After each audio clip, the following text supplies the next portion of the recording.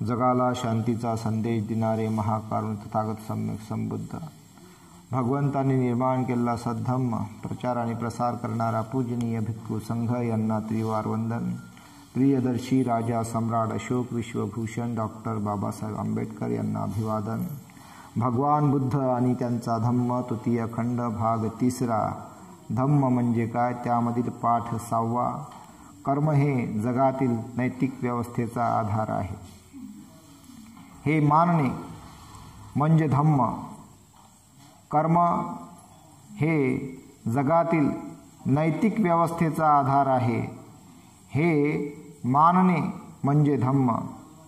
ह्या पार्थिव जगात एक प्रकारची सुव्यवस्था आहे, खालील घटनांनी ती सिद्ध होते।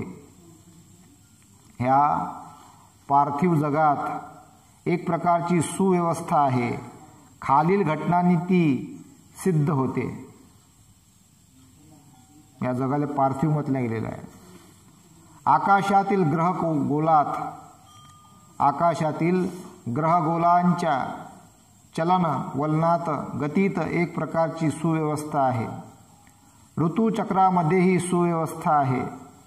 काही विशिष्ट व्यवस्थेनुसारच बीजांचे वृक्ष होतात, वृक्षापासून फळ उत्पन्न होते आणि फळांपासून परत बीज निर्माण होते।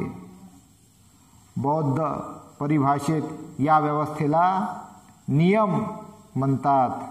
एकामागून एक सुव्यवस्थित निर्मिती दर्शविणाऱ्या नियमांना ऋतुनियम, बीज नियम असे संबोधितात।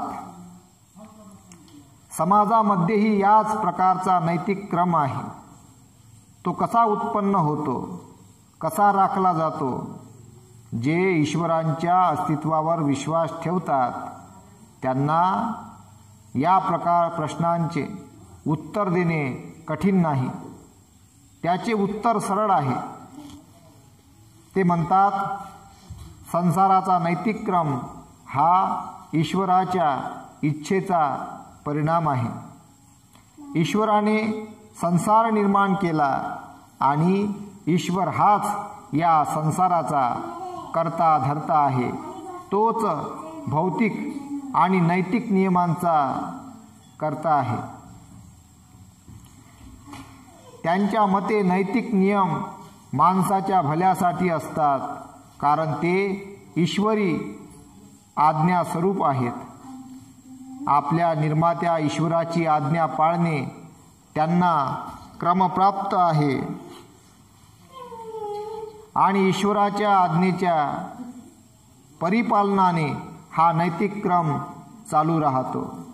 जे नैतिक व्यवस्था ही ईश्वरी इच्छेचा परिणाम आहे असे मानतात त्यांचे विचार वरीलप्रमाणे असतात। ही व्याख्या मुळीच समाधानकारक नाही, कारण ईश्वर हा नैतिक नियमांचा जनक असेल। ह्या नैतिक नियमांचा आधी आणि अंत तोच असेल आणि माणसाला ईश्वरांची आज्ञा पाळण्यापासून सुटका नसेल तर ह्या संसारात इतकी नैतिक अव्यवस्था का आढळते? प्रश्न केलेला आहे। इतकी नैतिक व्यवस्था का आढळते? ह्या ईश्वर नियमांच्या मागे असा कोणता अधिकार आहे? ईश्वर नियमांचा व्यक्तीवर काय अधिकार आहे? हे संयुक्तिक प्रश्न आहेत। परंतु जे लोक नैतिक व्यवस्था ही ईश्वरी इच्छेचा परिणाम आहे असे मानतात त्यांच्या जवळ या प्रश्नांना उत्तर नाही। ही अडचण दूर करण्यासाठी हा सिद्धांत थोडा बदलला गेला आहे। असे म्हटले जाते की परमेश्वराच्या आज्ञेनेच सृष्टी निर्माण झाली। हेही सत्य आहे की ह्या सर्व विश्वाने परमेश्वराच्या इच्छेप्रमाणे व मार्गदर्शनाप्रमाणेच आपल्या कार्यास प्रारंभ केला।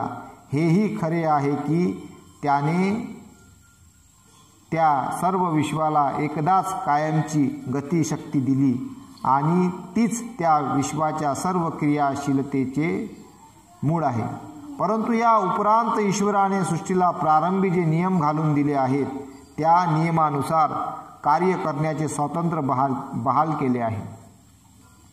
म्हणूनच नैतिक व्यवस्था ईश्वरी इच्छेनुसार घडत नसेल तर तो दोष सृष्टीचा, प्रकृतीचा आहे, ईश्वराचा नाही. सिद्धांतात असा बदल करूनही वरील अडचण सोडविली जात नाही. या सिद्धांतातील बदलामुळे ईश्वरावर जबाबदारी नैतिक व्यवस्थेची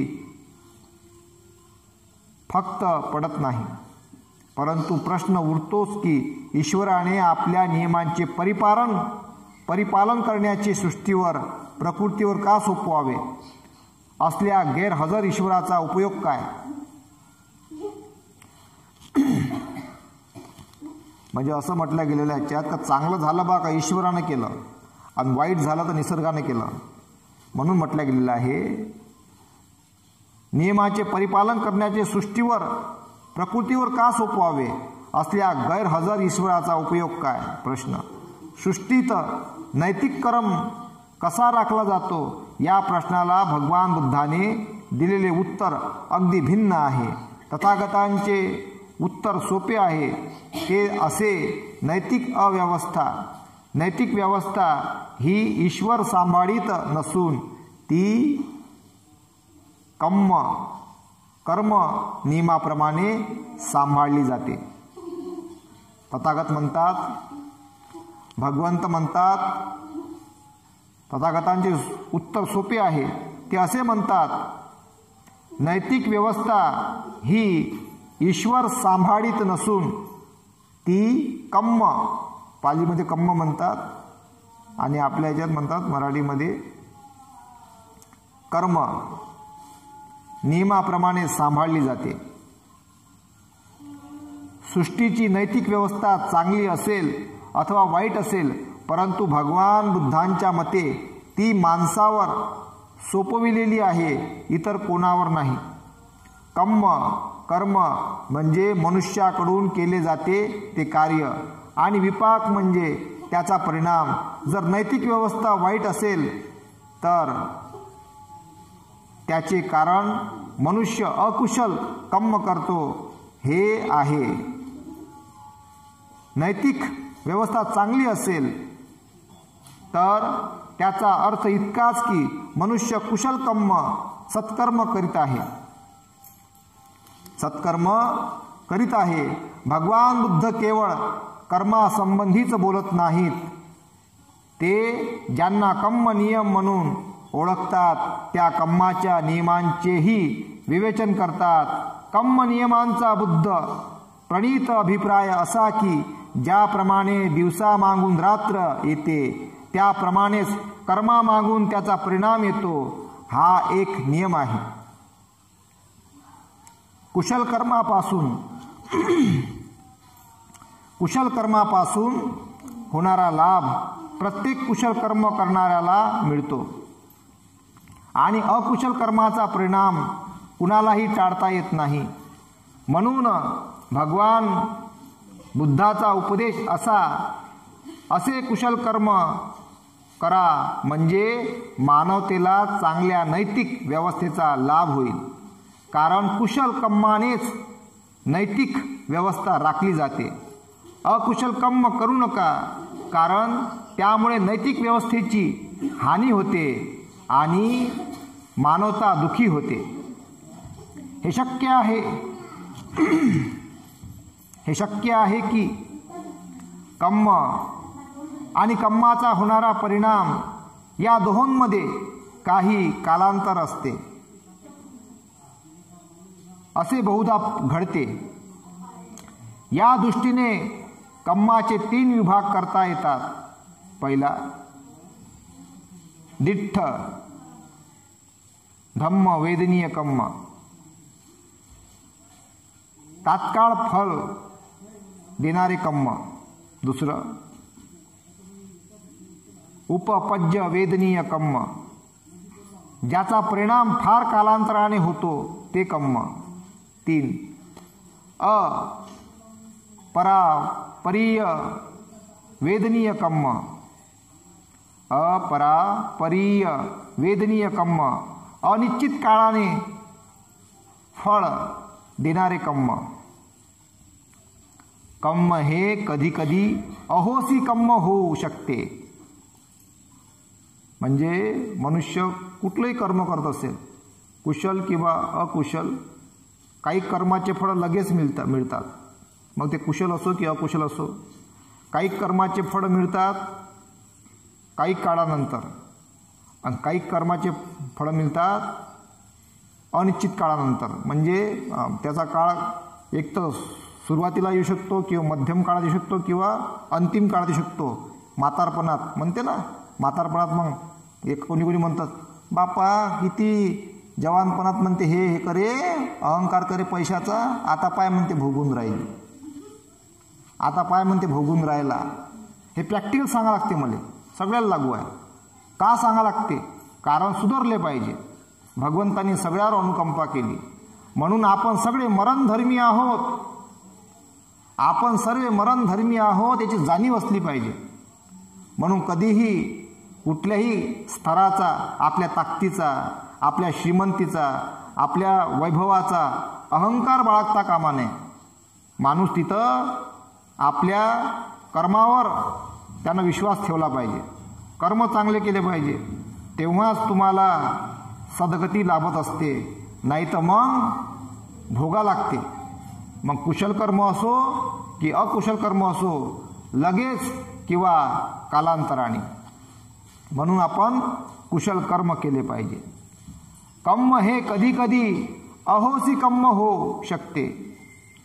कर्म हे कधी कधी अहोसी कर्म होऊ शकते, म्हणजे त्याचा काहीच परिणाम होत नाही. अहोसी कर्मामध्ये ज्या कर्माचा त्यांच्या अंगाच्या दुर्बलतेमुळे विपाक अथवा परिणाम होत नाही, किंवा जी कर्मे अन्य सबळ कर्मामुळे बाद होतात त्यांचा समावेश होतो. या सर्व गोष्टी विचारात घेऊनही भगवान बुद्धांच्या कर्माचा नियम अनिवार्य आहे या सिद्धांताला बाधा येत नाही. कर्माचा विपाक फक्त कर्त्याला भोगावा लागतो आणि याशिवाय दुसरा त्यात काहीच आशय नाही. एवढेच काही कर्म सिद्धांतात अभिप्रेत नाही, एवढाच त्यात अभिप्राय आहे असे मानणे चूक आहे. कधी कधी एकाच्या कर्माचा त्याच्याऐवजी दुसऱ्यालाच परिणाम भोगावा लागतो. तथापि हे सर्व कर्म नियमांचेच परिणाम आहेत, कारण तोच कर्म नियम नैतिक व्यवस्था सांभाळतो किंवा मोडतो. कर्म नियम नैतिक व्यवस्था सांभाळतो किंवा मोडतो. बघा म्हटलं गेलेलं आहे, किंवा एकाच्या कर्माचा परिणाम दुसऱ्याला भोगावा लागतो. मग हा कसा असते समजून घ्या. एखाद्यानं चुकीच्या मार्गाने संपत्ती कमवली, त्याला वाटते आता माई 7 पिढ्या सुखानं खाते, आता बम कमावलं नाही, बापा बापा बापा भरच भरलं. त्याला वाटते आता काहीच नाही, त्याला धम्मच माहीत नाही. त्याला सांगू इच्छितो, ते पुढची पिढी बेवडी बनते, मग गंजट्टी किंवा दुर्घटना होते, किंवा ते 7व्या पिढ्यापर्यंत याच्या अगोदर पूर्वी संपत्ती नष्ट होऊन जाते, उरतच नाही काही. भगवंत म्हणतात हे सत्य आहे, सर्वांना लागू आहे. असं नाही हे बुद्ध लोकांचं होय, अबे बाबा हे त्याच्यासाठी नाही, सगळ्यांसाठी आहे. जेवढे मनुष्य प्राणी आहे हे सर्वांसाठी सेम आहे. मग तो कुठल्याही धर्माला मानणारा असो, सर्वांना हेच लागू आहे. चुकीच्या मार्गाने आलेला पैसा तो पुढची पिढी गमावून टाकते जर तो कुशल नसेल तर.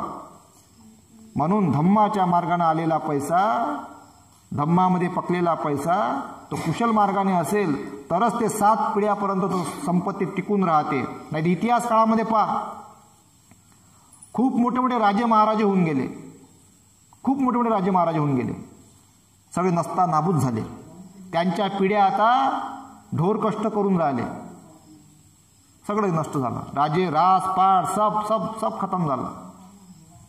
आणि आजही जे असतील मग पदावर बसलेले मोठ्या मोठ्या अधिकारी असतील, आमदार खासदार असतील, मोठ्या मोठ्या पदावर असतील, चुकीच्या मार्गाने पैसा कमवून राहिले, भ्रष्टाचार करून, त्यांना लगेच किंवा कालांतराने भोगावा लागतो आणि त्यांच्या येणाऱ्या पिढीमध्ये सगळं नष्ट होऊन जाते. मग येणारी पिढीच बर्बाद करून टाकते आणि काहीच उरत नाही.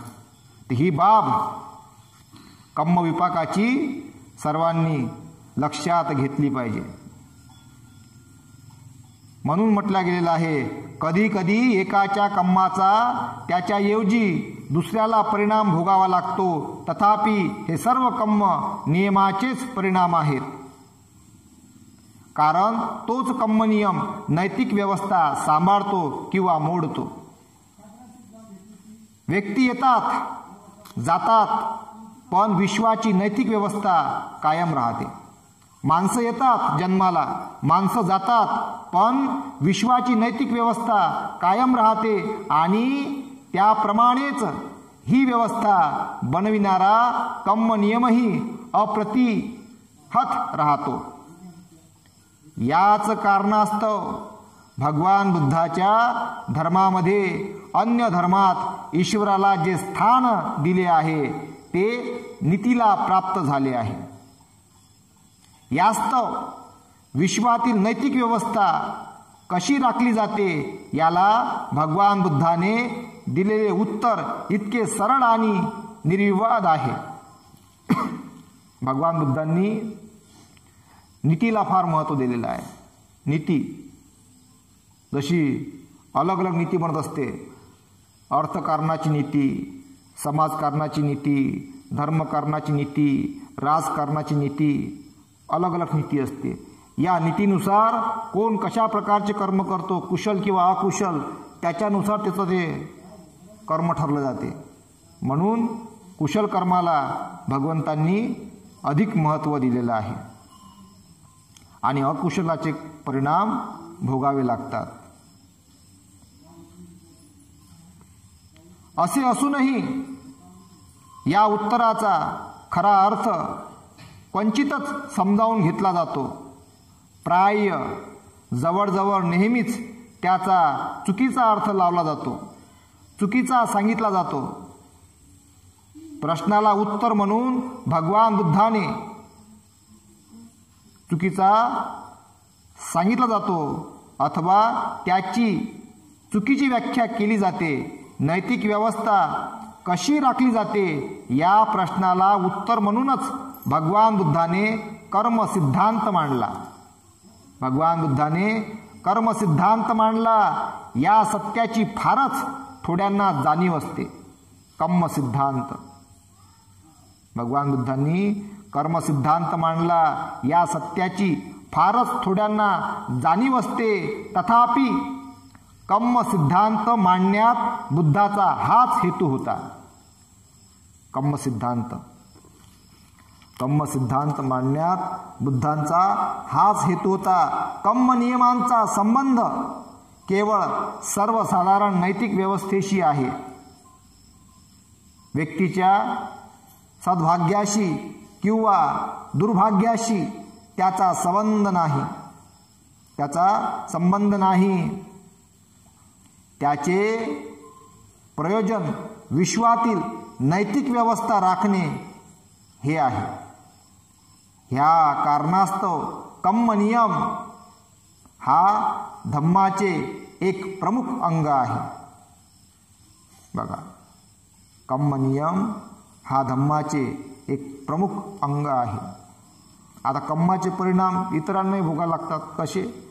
आता समजून घ्या, एखादा मनुष्य आहे, त्याला लहान लहान मुलं आहे, गरिबीची परिस्थिती आहे, थोडंफार असं बिचारापाशी आईवडील म्हणतात, बाबू सोडून देणं दारू, नाही सोडत, दारू पेते गमावते, घरातील दुःख, दरिद्री, भांडणं, कलह, लेकरांची वनवन, याचं जर काही झालं, दारू पिऊन किडनॅप खराब झाल्या किंवा काही हे झालं, दुर्घटना झाली, तर लेकरं बिचारे वनवन होतात. मग याचे परिणाम कोणाला भोगायचे? लेकराला भोगा लागते. मग लेकरांची वनवन होते. तर कुठं लेकर मग भीक मागतात. जे लेकराचे कोणी वडील मरण पावले दारू पिऊन, ते लेकर मग भीक मागतात. मग मग माय बिचा चालली मग कष्ट कराले, लेकरं वन शिक्षण सुट्टे मग द्यायचं आलं. आणि मग अशासाठी असं तुम्हाला होऊ द्यायचं आहे का? मग जन्म दिलेला आहे तर त्या मुलांची जिम्मेदारी, त्यांची काळजी, त्यांना लालन पालन, त्यांना चांगलं बनवणं हे त्या आईवडिलाचं कर्तव्य असते. आता जो मेन असते वडील, आणि तोच जर दारू पिऊन आपले सगळं आरोग्य खराब करून टाकन आणि गेला, लेकरं झाले अनाथ. आणि अनाथ मुलं मग कशी फिरत राहतात, कुठं बिघडतात, मग ते हळूहळू चुकीच्या मार्गी लागतात आणि त्यांचं आयुष्य उद्ध्वस्त होते. ही जाणीव असली पाहिजे. ही जाणीव ज्याला असतं त्याला मग का आपली दारू प्यारी आहे का लेकरापेक्षा? लेकरं प्यारी आहे का दारू प्यारी? कोणावर जास्त प्रेम आहे, दारूवर का लेकरावर? हे ठरवावं. का दारूवर जास्त प्रेम आहे का दारू पिन तर माया नासोडा होणार आहे? माया नासोडा म्हणजे माझ्या लेकराचा नासोडा.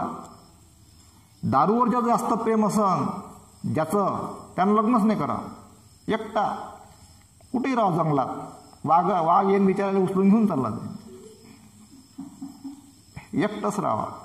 मी दारूला सांगत असतो, ज्याला दारूवर जास्त प्रेम आहे त्याला लग्नच नाही करावं. काले कोणाचं आयुष्य उद्ध्वस्त करावं बिचारा. तर असं सगळ्या बाबी आहेत. म्हणून मी त्यांचा कल्याण मित्र होय. त्यांनी दारू सोडून द्यावं आणि दारू सोडून आपलं आयुष्य चांगलं बनवावं आणि आपल्या मुलाबाळांचा, आईवडिलांची काळजी घ्यावं आणि आपला त्यांचा चांगला सांभाळ करावा आणि मुलांना चांगलं अधिकारी बनवावं. डॉक्टर, वकील, जज, इंजिनियर काहीतरी बनवा, येईल चांगला माणूस बनवावं.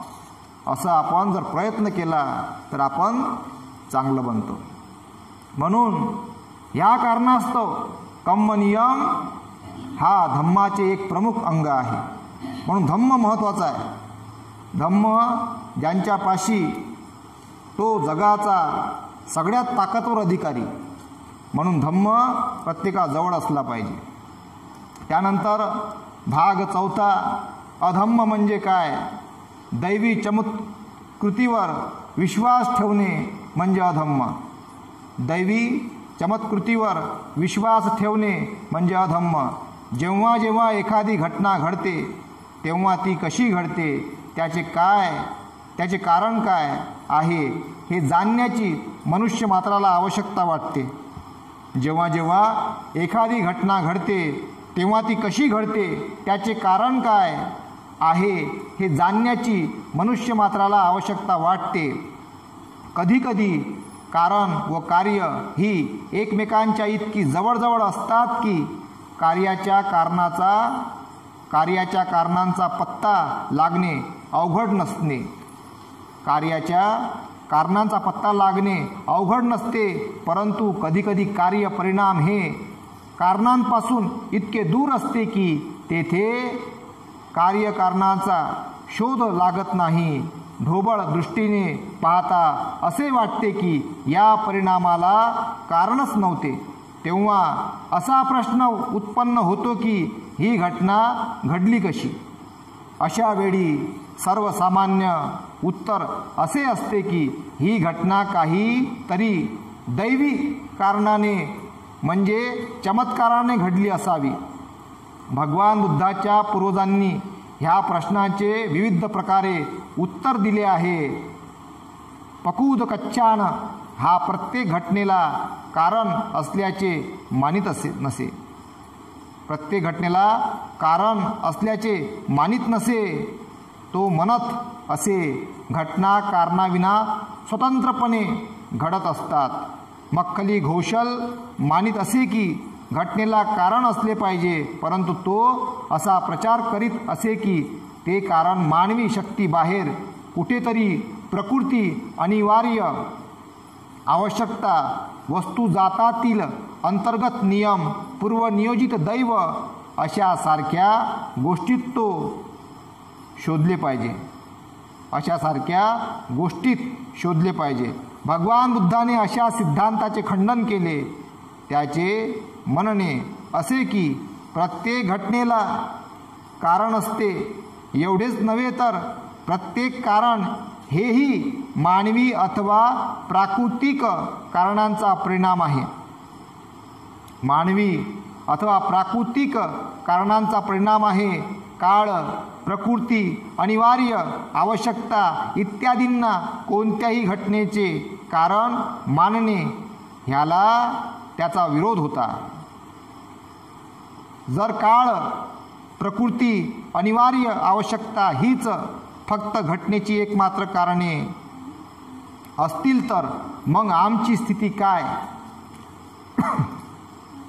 मनुष्य हा काळ, प्रकृती, आकस्मिकता, ईश्वर, दैव, अनिवार्य, आवश्यकता यांच्या हातातील एक बाहुले आहे काय?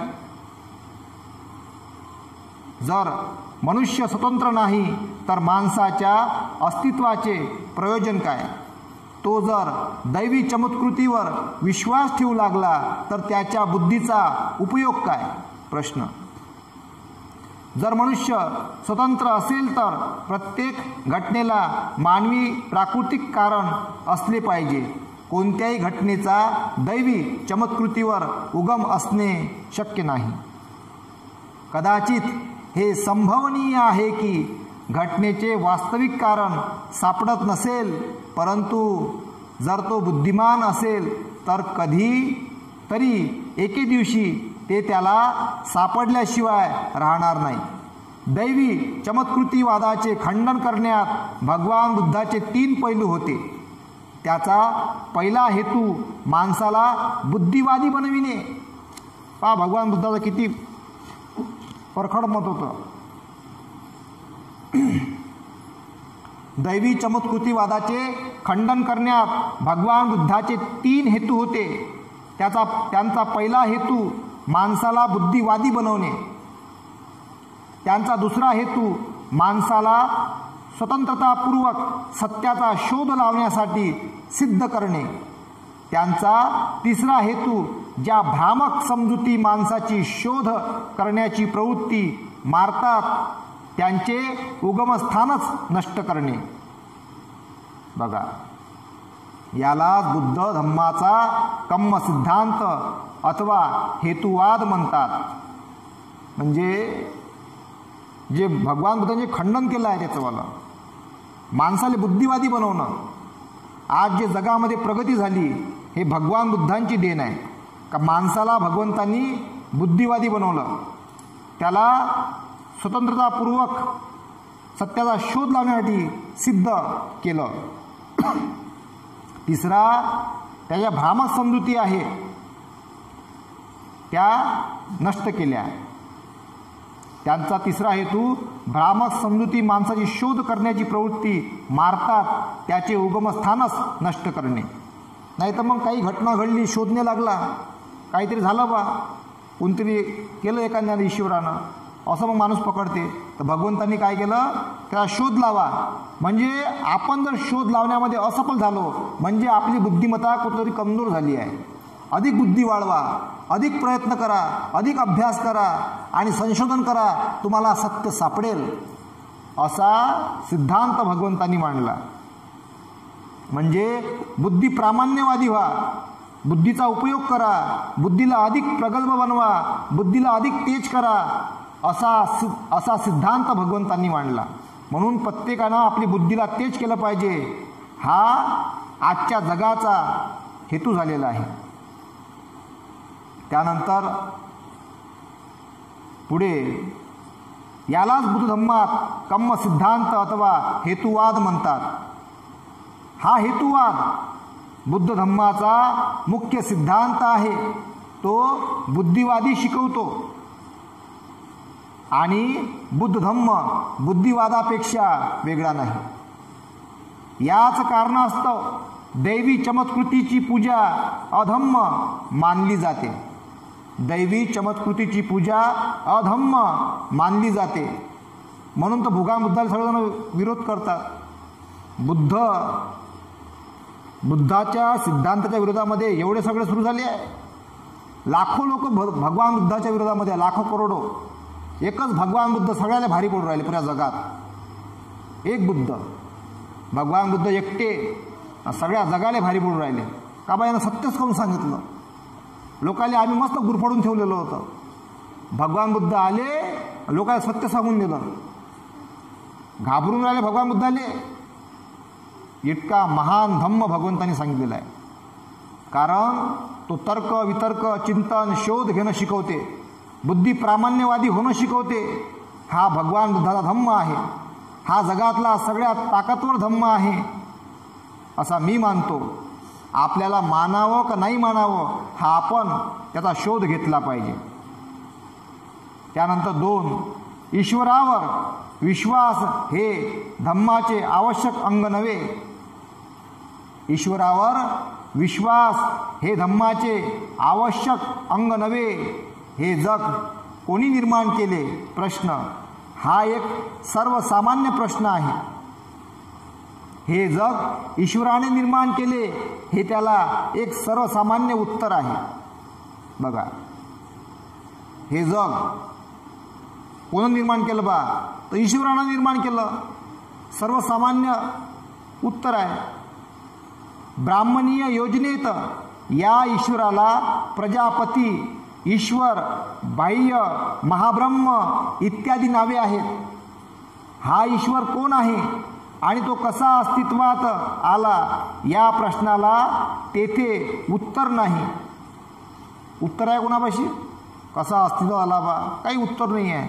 फक्त गोष्टीवर गोष्टी, गोष्टीवर गोष्टी, गोष्टीवर गोष्टी, ब्रेन वॉश करणे.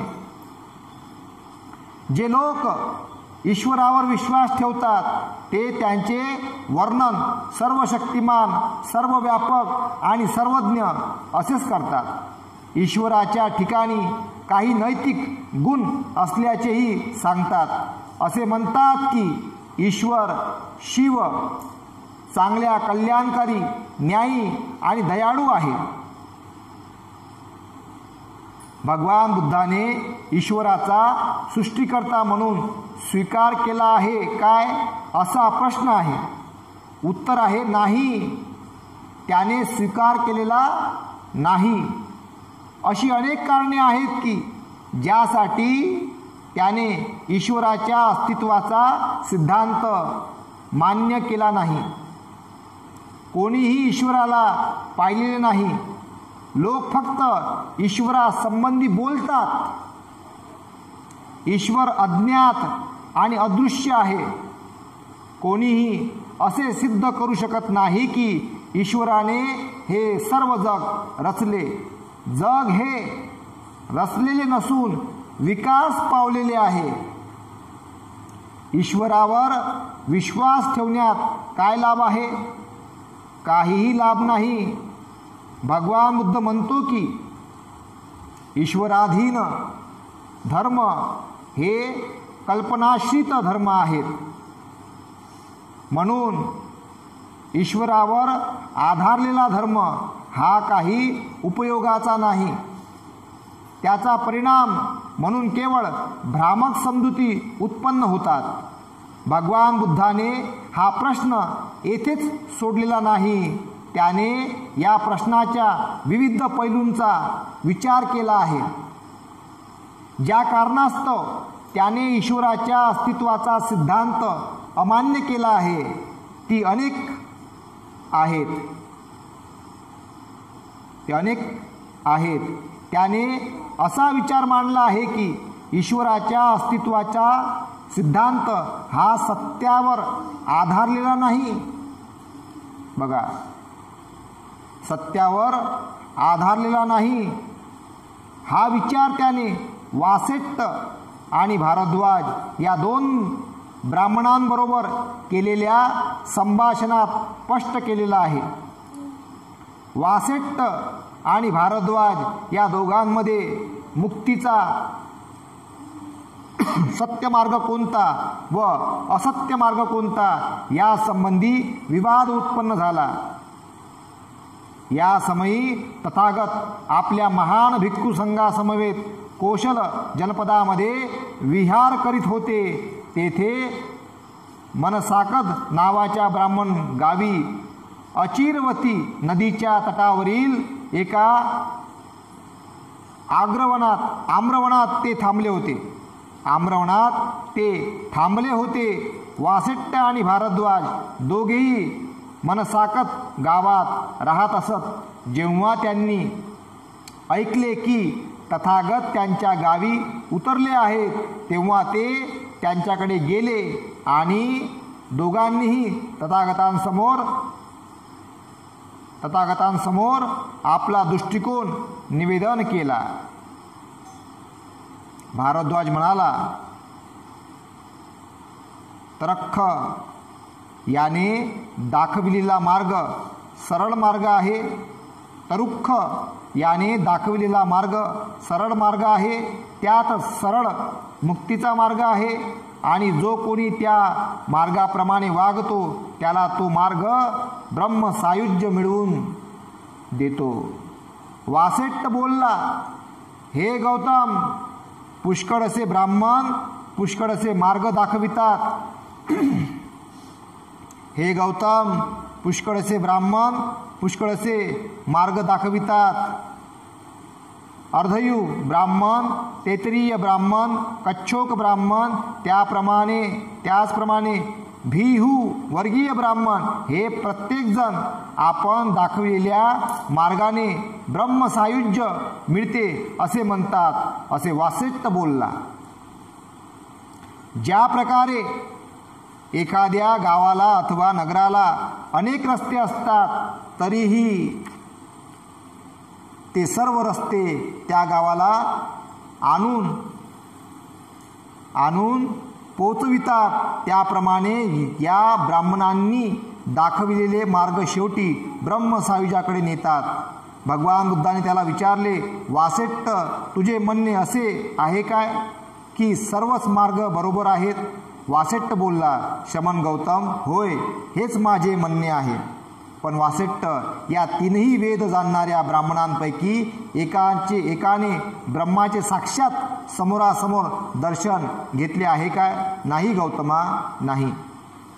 ह्या तीनही वेद जाणणाऱ्या ब्राह्मणांच्या गुरुने तरी ब्रह्माला समोरासमोर पाहिले आहे काय? नाही गौतमा, नाही. कोणीही ब्रह्म पाहिलेला नाही, कोणालाही ब्रह्म साक्षात्कार झाला नाही. वासेट्ट बोलला, होय, असेच आहे. तर मग तू असे कसे मानतोस की हे जे ब्राह्मण सांगतात ते सत्यावर आधारलेले आहे? वासेट्ट, ज्याप्रमाणे एकमेकांना धरून चालणारी आंधळ्यांची माळ असते, त्यातील सर्वांच्या पुढे असलेल्यांना दिसत नाही, मध्यभागी असलेल्यांना दिसत नाही, शेवटी असलेल्यांना दिसत नाही, त्याप्रमाणेच मला वाटते ह्या ब्राह्मणांचे शब्द आंधळ्यांच्या शब्दासारखे आहेत.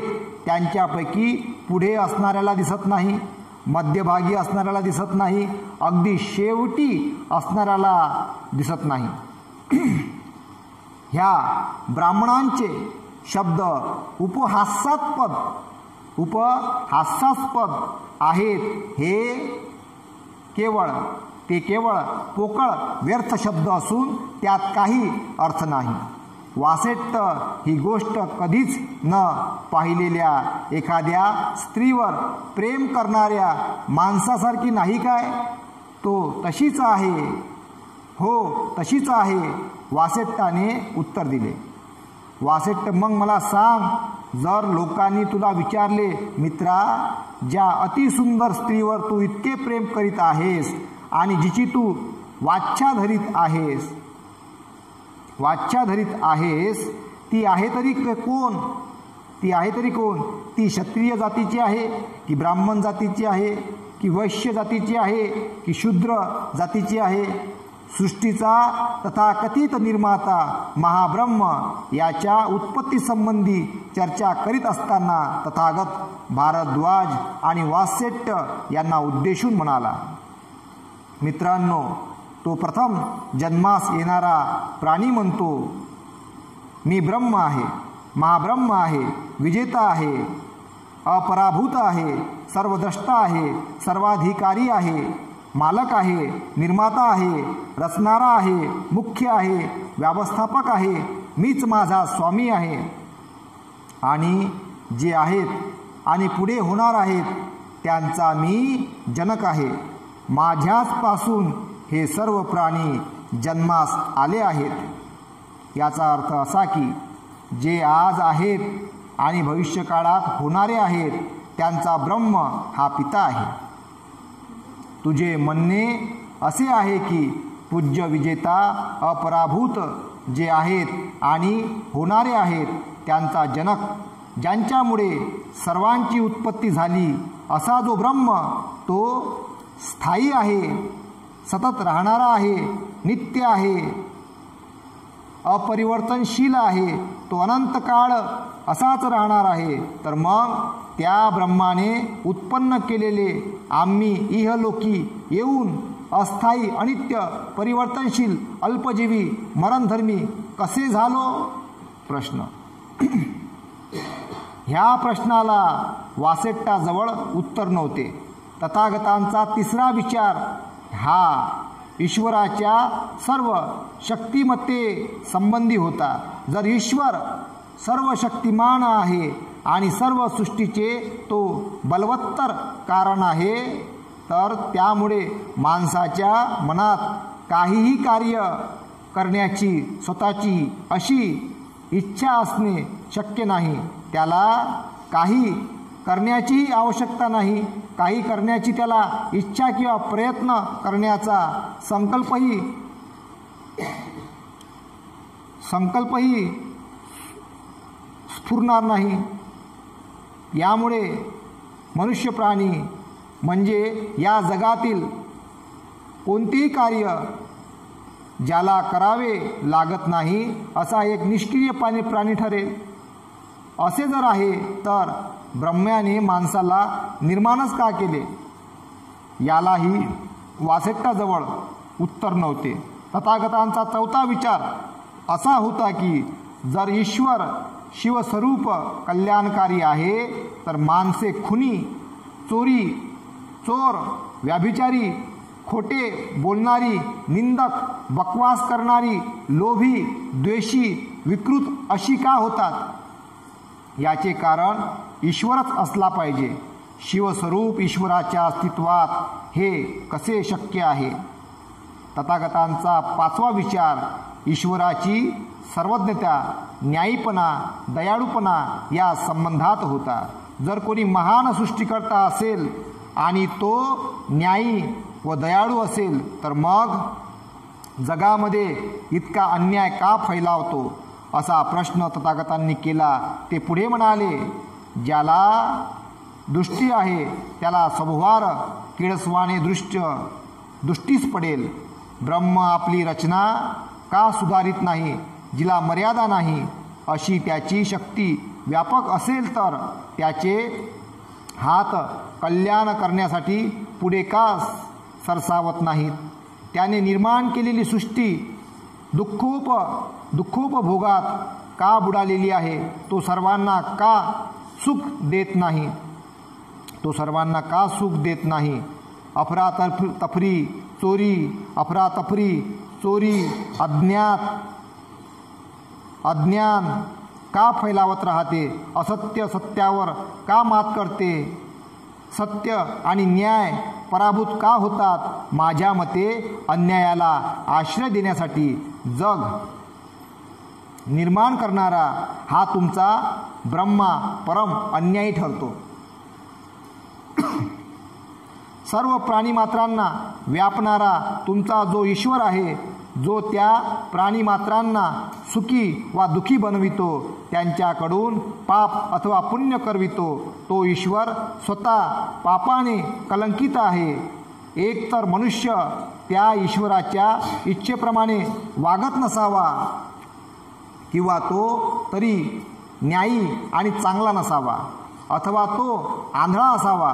तथागतांचा ईश्वरांच्या अस्तित्वाच्या सिद्धांतासंबंधीचा शेवटचा विचार असा होता की ईश्वराच्या अस्तित्वाच्या सिद्धांतासंबंधी चर्चा करण्यापासून काहीही लाभ नाही. तथागतांच्या मते धर्माचे केंद्र हे मनुष्याचा देवाशी असणारा संबंध यामध्ये नाही, ते माणसांच्या संबंधात आहे. धर्माचा हेतू सर्व माणसे सुखी होतील अशा रीतीने माणसाशी कसे वागावे हा आहे. तथागत देवांच्या अस्तित्वावरील विश्वासाविरुद्ध असण्याचे आणखी एक कारण होते. तथागत धार्मिक क्रियाकल्पांच्या विरोधी होते. याविरुद्ध असण्याचे कारण म्हणजे हे क्रियाकलाप म्हणजे भ्रामक समजुतीचे आगरच असते आणि भ्रामक समजुती ह्या अष्टांग मार्गातील जे महत्त्वाचे तत्व सम्मादिट्ठी तिचे शत्रू आहेत. तथागतांच्या दृष्टीने ईश्वरावरील विश्वास ही अतिशय भयानक गोष्ट आहे. कारण ईश्वरावरील विश्वास हा पूजा आणि प्रार्थना ह्यांच्या उत्पादक आहे. पूजा आणि प्रार्थना यांच्या जरुरीतून पुरोहितपद उत्पन्न होते आणि पुरोहित हा असा दुष्टबुद्धी आहे की तो सर्व प्रकारच्या खुड्या समजुती निर्माण करतो व त्यामुळे सम्मादिठ्ठीचा विकास अशक्य होतो. ईश्वराच्या अस्तित्वावरील विश्वासासंबंधीचे हे विचार व्यवहारी होते, पण ते व्यावंशी सिद्धांतिक होते. तथागत जाणत होते की ते विचार ईश्वराच्या अस्तित्वावरील विश्वासाला एकदम मारक असे नव्हते. तथापि अशी मात्र कल्पना करू नये की मारक असा विचार त्यांच्या जवळ नव्हता. त्यांनी एक असा विचार मांडला की तो निसंदेह देवावरील विश्वासाचे खंडन करणारा आहे. हा विचार पतित्य समुत्पाद या सिद्धांतात अंतर्भूत आहे. हा सिद्धांतानुसार ईश्वर आहे किंवा नाही हा प्रश्न महत्त्वाचा नाही. त्याचप्रमाणे ईश्वराने ही सृष्टी निर्माण केली किंवा नाही हाही प्रश्न मुख्य नाही. खरा प्रश्न असा आहे की निर्मात्यांनी ही सृष्टी कशी निर्माण केली. ईश्वराच्या अस्तित्वावरील विश्वासाचे समर्थन हे जग कसे निर्माण झाले. ह्या प्रश्नाच्या उत्तराचा निष्कर्ष आहे. महत्त्वाचा प्रश्न हा आहे की ईश्वराने सृष्टीभाव काही पदार्थ यातून उत्पन्न केले की अभाव शून्य यातून निर्माण केले. अभाव शून्य यातून निर्माण केली. काहीतरी हे काहीच नाही मधून उत्पन्न केले गेले यावर विश्वास ठेवणे हे शक्य नाही. जर तथाकथित ईश्वराने काहीतरी हे काहीतरी मधून निर्मिले असे म्हटले तर ज्या काहीतरी तून जे नवे काहीतरी निर्मिले ते निर्मितीपूर्वच अस्तित्वात असले पाहिजे. म्हणून ईश्वराला त्यांच्या पूर्वीच अस्तित्वात असलेल्या काहीतरीचा निर्माता म्हणता येणार नाही. जर ईश्वराने काही वस्तू निर्माण करण्यापूर्वी कोणीतरी काहीतरी निर्मिलेल्या असेल तर ईश्वराला निर्माता अथवा आदी कारण असे म्हणता येणार नाही.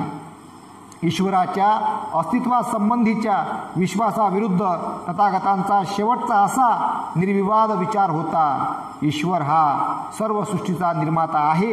हा विश्वास